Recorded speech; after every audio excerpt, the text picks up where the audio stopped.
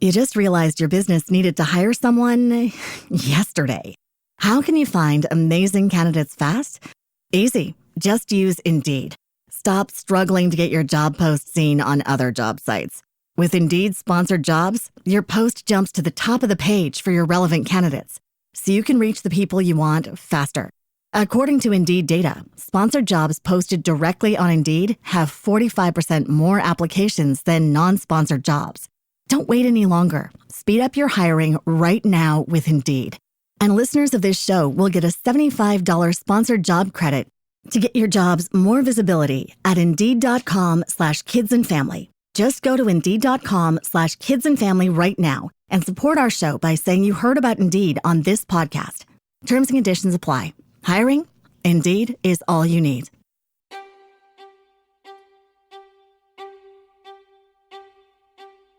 Are you fed up with the corporate bullshit holding you back?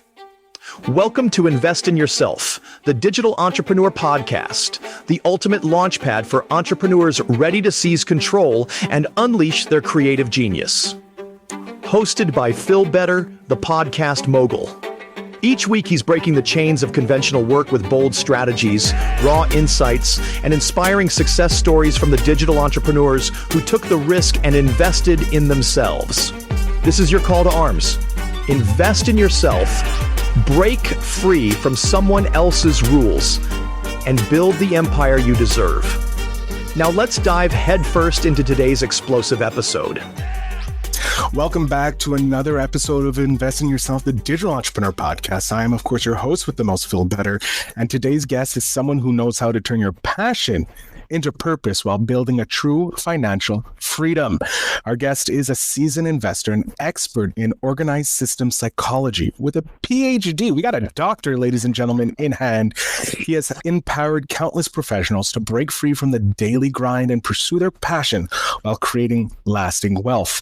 Having rebuilt his own finances future after a significant loss, our guest now leads the Streams to Impact program and hosts the Stream to Impact podcast, another amazing podcast where he shares his unique blueprint for passive investing and wealth creation. If you ever wonder how to align your life's purpose with financial freedom, today's episode is for you.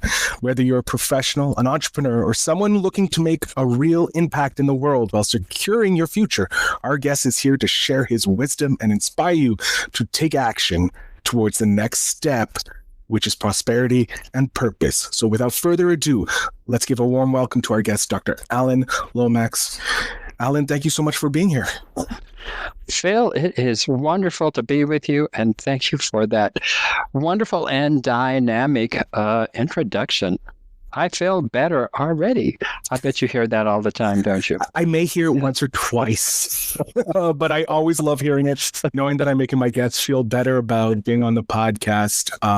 And I always enjoy that little pun of my name. But thank you so much for being here. And we're going to just jump right into it. What made you decide to venture into the world of entrepreneurship instead of maybe staying in the academic or becoming just a 9-to-5er? Well, I love what I'm doing in academia. I still do it today. I guess I would say the reason I ventured into entrepreneurism was because I'm greedy. I wanted more. I mean, academia, it's a privileged profession, and I do not take that for granted. Lots and lots of benefits being able to be in academia. But like any salary position, there is a limit to the finances. You're only going to have so much in a paycheck. And no matter how good you are, no matter how great you are, it's not going to make any difference. Your salary is set, and that's what it's going to be. And I wanted more for myself and my family, and wanted to leave a legacy. So that's why I went into it. And of course, I realized after a while, after being into it, that really is a pretty futile direction. That it has to be more than that. And so, what really continues to drive me is that that I can help others develop their wealth. And so that is what we have developed with Streams of Impact, is actually a program to help others, other professionals, whether they're in academia, whether they're in the health profession, whether they're architects, engineers, or even if they're in the trades. We can help others to develop wealth. But my big why is really the establishment of a foundation for the welfare and the well-being of horses, and the benefit of horses to benefit humans as well. So that's the big why there. Love that. I'm going to ask, did you happen to grow up on a farm with horses? That's why you have a love of them? Or were horses just something you saw and you're like, I love these beautiful beasts? Well, I have always loved horses. I did not grow up on a farm. However, I did live in a rural community, and I knew a lot of people who had horses, and so I got to spend a fair amount of time around horses, not nearly as much as I wanted. And I did have, when I was in high school, I did have a horse. He was a found horse, and he was old and arthritic, but at least I did have a horse. I didn't really get into horses of my own until I was really in my mid-50s, and I was turning about 54, and I'm going, my gosh, if I want horses in my life, I better get to it. And so I did, and I've had horses ever since. I love that. I love horses. They're just so gorgeous to look at, and the power that they have is insane, and also the speed. They're just so wild and free. And I think they're maybe the best animal to compare to entrepreneurs, because the entrepreneurs are so powerful, so beautiful, because we are the backbone of society. And horses, if we didn't have horses, we wouldn't really have a great society, because we wouldn't be able to travel. We have horsepower for our cars, so we know how important the horses are. So I love to hear that you're going to help horses and make them a better life, because we need them. We don't just need to use them and then throw them to the glue factory, because that's not fair. These animals help us so much. So I love hearing that you also have that as your why. When did you just start figuring out these streams of wealth? Like, how did you come up with the idea to begin? Because you're coming at it from an academic point of view. You have an intellect that not all entrepreneurs have. All entrepreneurs are specialties in their own aspect, but you got a doctorate and you're coming into the entrepreneurial space. How did you figure out that system? Did you do it in an academic sort of way, or was it just a hodgepodge and then all of a sudden it started working? Well, it was kind of a hodgepodge, and I started off investing in single-family properties, which I think a lot of people do who are investing in real estate, because, well, I don't know, we purchase our own homes. It seems easy to do that. We understand the purchase and the mortgage processes, and so why not? So that's where I started, and I actually did what they call house hacking today. I purchased a very large single-family home and broke it down into a triplex. I did that again and again, and I bought a small mobile home park. And all of that was really good and fine until 2008. And 2008 crash hit, and I lost everything. I even lost my job. There were so many cutbacks in academia at that point in time, and I lost a job I loved, and I lost a considerable amount of the wealth that I had grown and developed. Well, these were definitely dark times. I can tell you that they were. So I had a lot of time for contemplation and really looking at and evaluating the world of investing and real estate, and I knew you could make a lot of money in real estate. I had done that. So I knew it was very possible to do that. But as I started looking around at the various different segments of real estate and looking at other real estate investors, and really this time actually really getting an education, I was just kind of going by the seat of my pants. And as I got educated, got mentors, looked around, I realized that there's a much better way to actually scale your wealth development, and that is through commercial real estate investments. And so since that time, that is what I have been doing, is investing in commercial real estate investing. And there's 5 reasons that I invest in real estate, and it is because it is the ideal investment. So I guess actually there's 6. It's the ideal investment, and ideal is a mnemonic for the 5 things that make real estate investing the ideal investment. First of all, it is an investment that generates cash flow. You invest in it and you start getting cash flow on a regular basis, generally on a quarterly basis. But that is just the beginning of that. The second aspect of that is the D, it is depreciation. With depreciation, we get a ton of tax write-off benefits and reduce our tax liability. And since I've been investing in real estate, even with my salary, which I have a good salary as a university professor, but I don't generally pay federal or state income taxes because of the depreciation from my real estate investments. And the second is equity. And those of you who own your home, you know what the equity is. That's the difference between what you owe and what the value of your property is. And studies have indicated that over the last 100 years, that you can count on every 10 years, your property is on average going to, that equity is going to increase about 4% per year. So over a 4 to 5 year hold period, it's going to appreciate anywhere from 20 to 25%. And so that's the growth in your natural growth in equity. And then the A is the appreciation. And that's where the real value comes in. Of course, there's the natural appreciation just over the whole period of the time. But we look for properties that we force appreciate. In other words, we make improvements on them, or we make improvements in the management and cut down the expenses on that.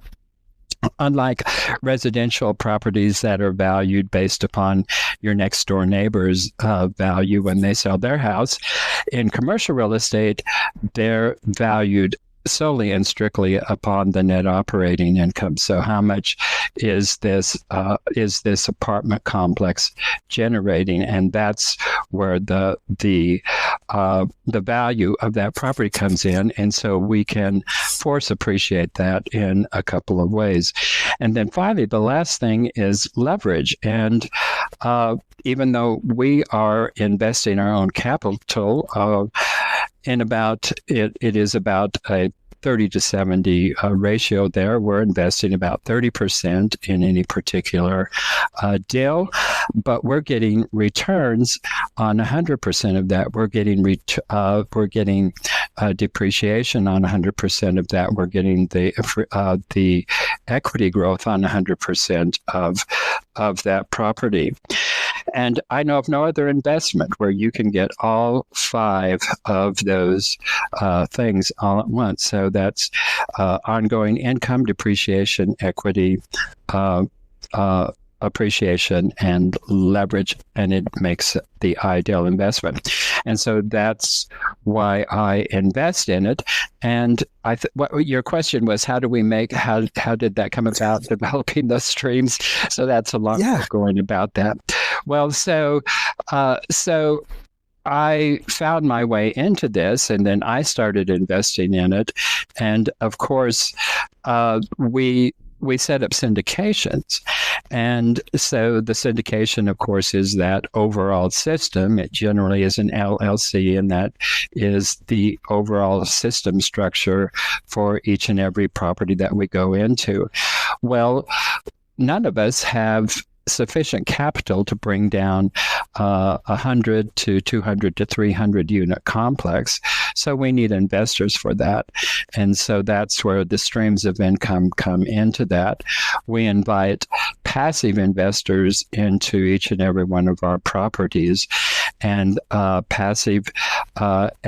so we've set up the system so that passive investors can easily come into our offerings. And the entire system is actually an educational process, because if you've never done it before, it can be frightening and scary, and you need to know what you're doing if you're going to invest in commercial real estate.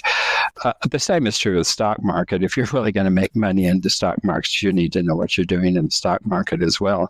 It's just not my area of expertise.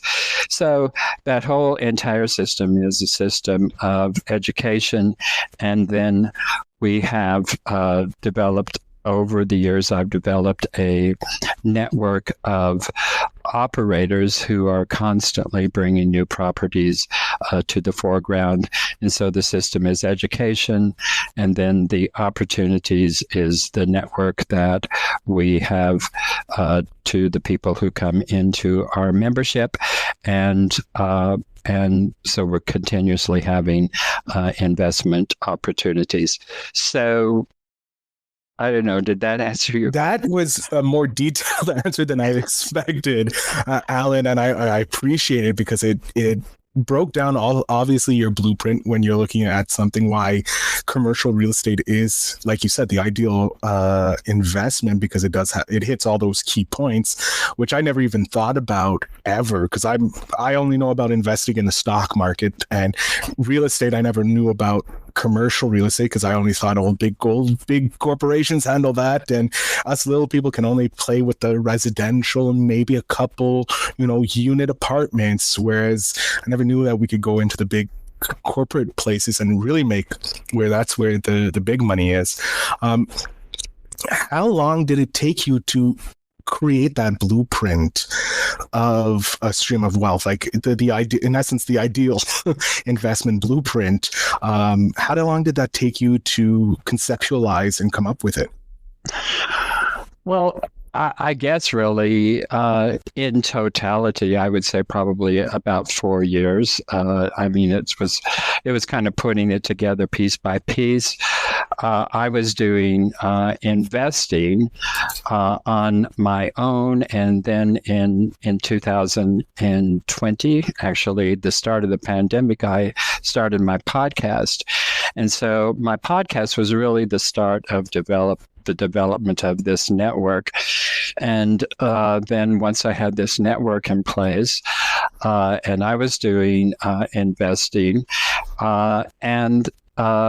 and getting to know all kinds of syndicators. And then it was after a couple of years of that, then I realized, well, I can put together a system here where I can bring a lot of people into this, because Phil, you're not the only one with that misconception. I mean, that's probably one of the largest myths out there that keep people from investing in real estate, is that myth that we think we have to be millionaires.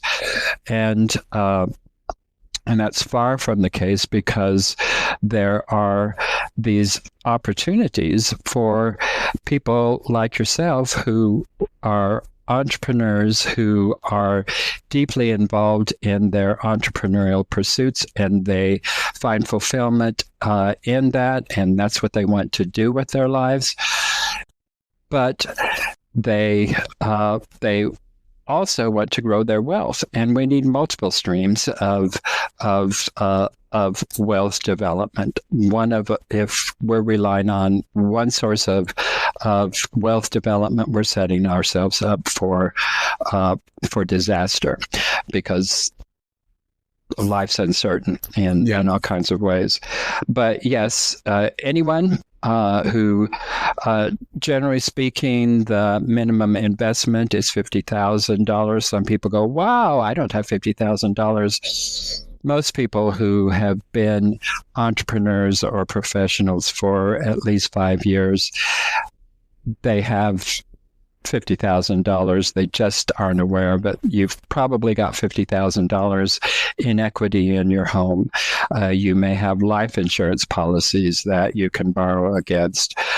You've probably got some stock investments, maybe some bonds, maybe some CDs, and perhaps you've already got a retirement account, an IRA or a 401k, and you can self-direct those. So chances are you probably got the $50,000, and we can help you find ways to put those to work so that they are earning a lot more than what they are currently for you.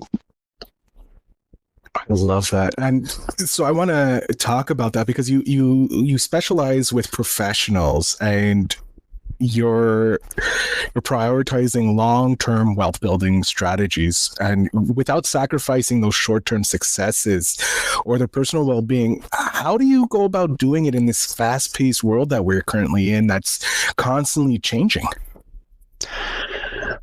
Well, I love that question because even though I certainly am working with people to develop their financial wealth, I'm just as interested in their overall psychological and emotional well-being. And the first session that we have in our educational program is a session that we are looking at who they are as an individual, what are their core values, and what is their vision, what is their big why. And we spend our whole entire first session, a good 90 minutes, looking at that. We do assessments, personality assessments, and interest assessments, and strength interests, and put that all together, and we help them to develop a life plan, not just a financial plan. And with that in place, then every investment opportunity that comes up, we go back to that plan and we ask that question: is this the right investment for you at this particular time? And is it going to support your core values? Is it going to lead you towards attaining that ultimate vision that you have for yourself? In this fast-paced world, it is important to take time to slow down and really look at those core values and that particular vision. And I mean, that's what I love about horses. That's where I spend my meditation time, is with horses. I love that. Speaking of meditation time, which is something that is common for a lot of entrepreneurs when they're investing in themselves, to take that moment to just calm down, meditate, get connected with their true self. What other aspects of investing in yourself do you do to make sure that you become the best version of yourself? Well, continuous education through reading, seminars, webinars, podcasts, but I don't know. I think really the best things I do is the time that I get to spend with horses. And I'll tell you a story. A friend of mine recently acquired a new horse. Her intention was she wanted a rocking chair horse, in other words, a horse that she could just get on and it would placidly do exactly what she wanted to do. Well, it turns out this horse, she was buying a quarter horse, which they generally have a pretty placid personality. Well, this horse was quarter horse. At least he was about half quarter horse. The other half is thoroughbred. And sure enough, he is more the thoroughbred than he is the quarter horse. And he is not the rocking chair horse that she wanted. And so she was quite intimidated and very uncertain as to what to do. And this horse, he was about 10 years old. He had a really traumatic life experience. He was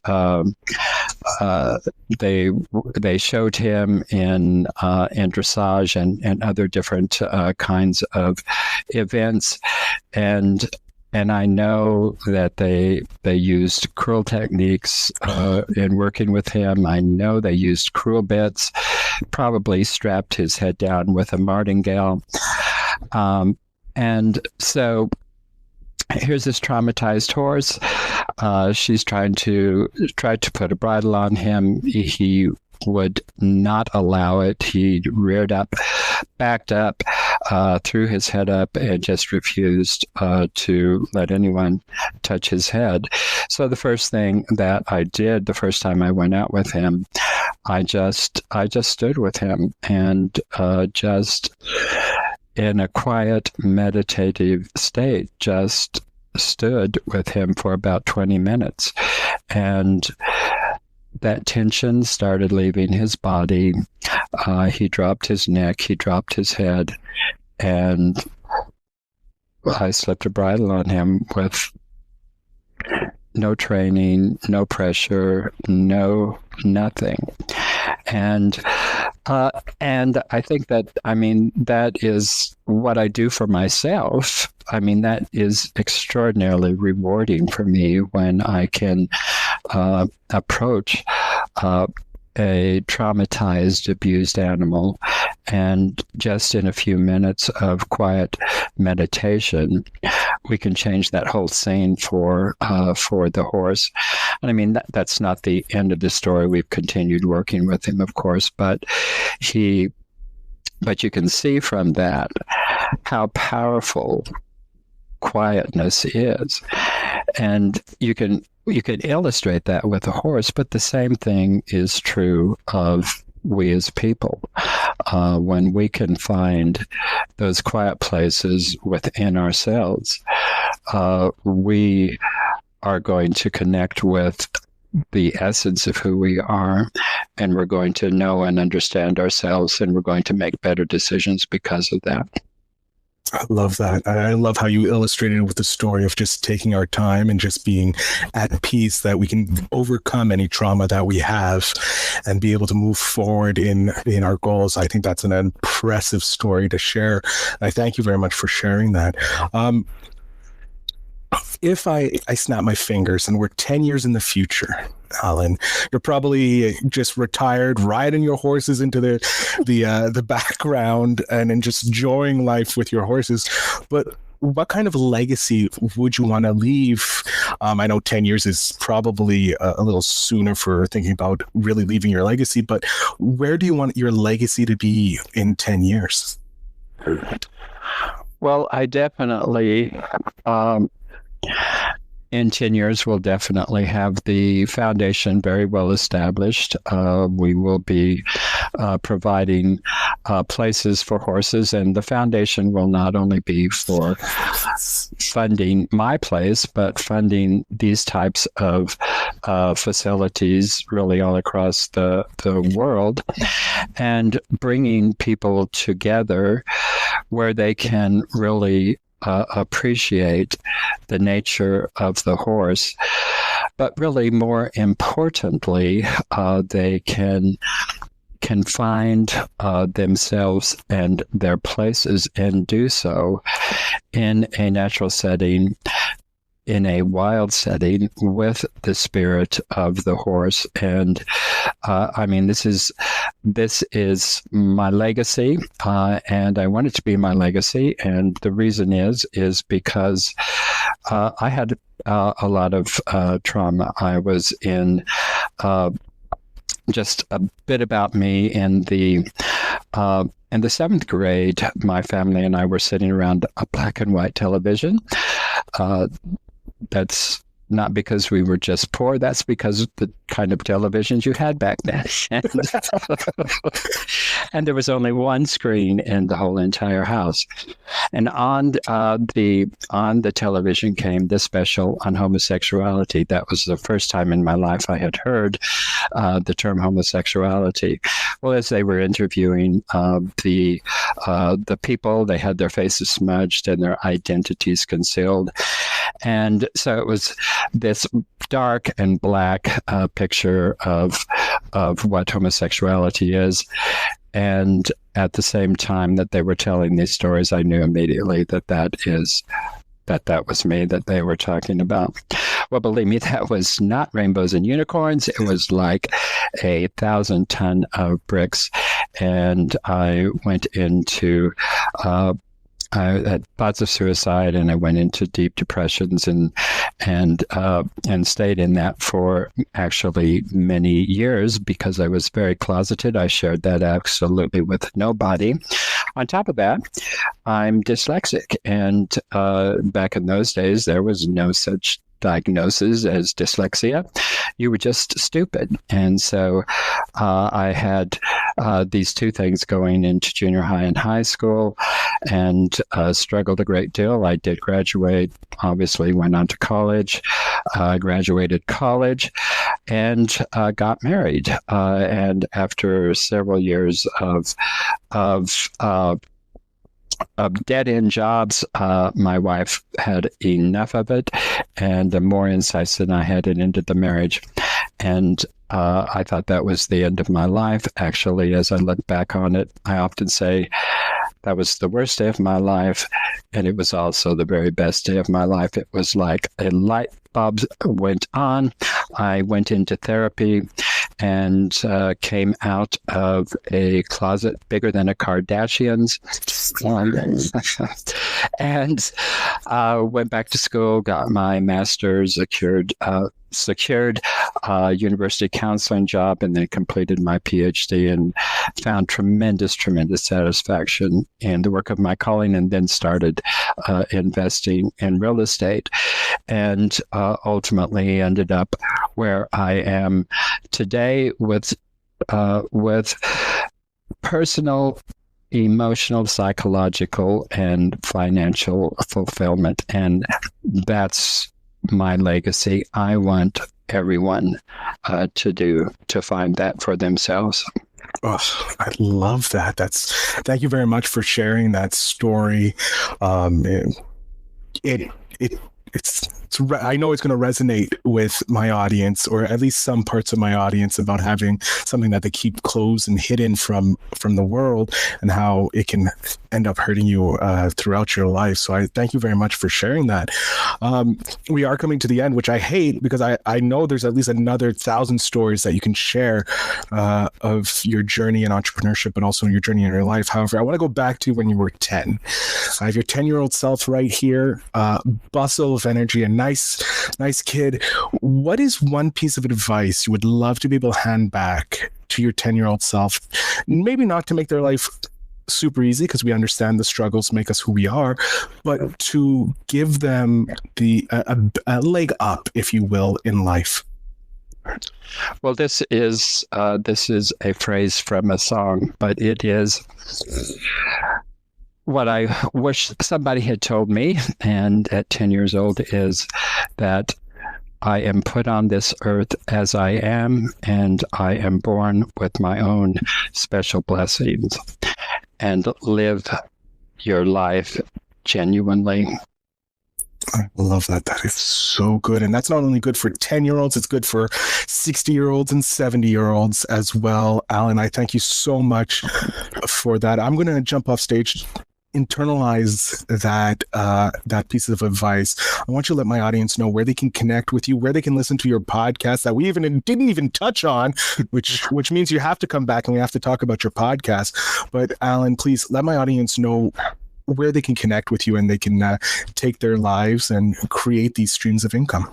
Well, thank you, Phil, for asking that. The podcast is Streams to Income, and you can find it on YouTube. You can find it on all of the podcast channels. And I have a free gift for everyone, and you can go to my website. We've talked about horses. My website is steedtalker.com. That's Steed Talker Capital, and you can find it at steedtalker.com. And the free gift is a training video on how you can get into the ideal investment. And all you have to do is go to steedtalker.com/passive, and there you'll find a link to that video. Been wonderful being with you today. You've been a wonderful audience. Thank you so much. Alan, I thank you so much for coming here, sharing those two amazing stories, one about the horse, but also about your discovery of who you are as an individual to be able to live your life. I thank you so much for that. It was a pleasure chatting with you. Well, it's been wonderful being with you, Phil. Wonderful show. Thank you. To my audience, make sure you check out the show notes down below to get that free gift from Alan. The links will be all there, and connect with him. I thank you so much for listening. Thanks again to Dr. Alan Lomax for being here. And remember to always invest in yourself. Thanks for joining us on Invest in Yourself, the Digital Entrepreneur Podcast. The Podcast Mogul reminds you that your journey to freedom and success starts with one powerful move: investing in yourself. If today's episode sparked your fire, hit that follow button on Spotify and drop us a comment.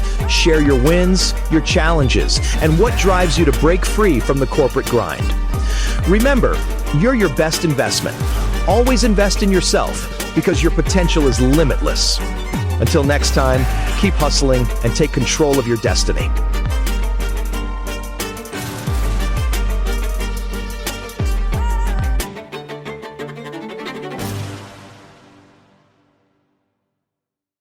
You just realized your business needed to hire someone yesterday.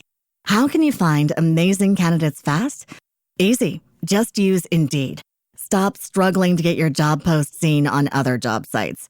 With Indeed sponsored jobs, your post jumps to the top of the page for your relevant candidates, so you can reach the people you want faster. According to Indeed data, sponsored jobs posted directly on Indeed have 45% more applications than non-sponsored jobs.